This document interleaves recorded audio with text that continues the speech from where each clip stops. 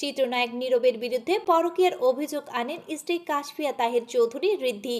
মঙ্গলবার দিবাগত রাত্রে স্বামীর বিরুদ্ধে প্রতারণার অভিযোগ তুলে পরপর দুটি ফেসবুক স্ট্যাটাস দেন তিনি, যেখানে প্রথম স্ট্যাটাসে নীরব পত্নী লেখেন, বউ বাচ্চা ফেলে কিভাবে দেশের বাইরে এক্সের সঙ্গে যোগাযোগ করে, আমি আর আমার বাচ্চার লাইফ আনস্টেবল হয়, কোনো পরকীয়া করা কাপলকে আমি ভালো মানুষের মুখোশ পরে থাকতে দেব না।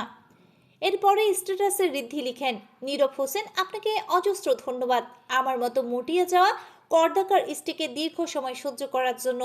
আমাকে অবশ্য আপনার কখনোই পছন্দ ছিল না, তাই আপনার ভালোবাসার মানুষও আমি বিগত 11 বছরও একদিনের জন্যও ছিলাম না। তিনি বলেন, আজকে থেকে আপনি সম্পূর্ণভাবে কর্দাকার সঙ্গহীন হলেন।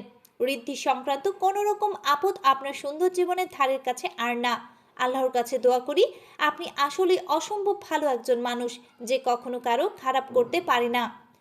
পুরনো দিনের কথা স্মরণ করে ঋদ্ধি বলেন, 2014 থেকে আপনি আমার লাইফে আসার পর থেকেই আমার বাবা সন্তানদের আগেও আপনি ছিলেন আমার প্রথম প্রায়োরিটি।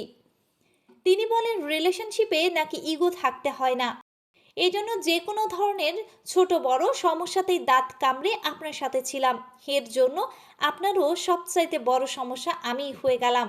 নায়কের স্ত্রী এই স্ট্যাটাসের পরেই সবিজঙ্কনে আলোচনার ঝড় বয়ে যায়। ভক্তরাও ভেবে নেয় নীরবের সংসারও তাহলে ভাঙন চলছে। তবে বুধবার দুপুরে আবারও একটি ফেসবুক স্ট্যাটাস নিয়ে হাজির হয় নীরব পত্নী।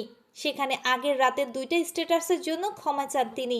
একই সঙ্গে নায়কের স্ত্রী জানান, নীরব তার সঙ্গে প্রতারণা করেননি। Desk report, the Dhaka express.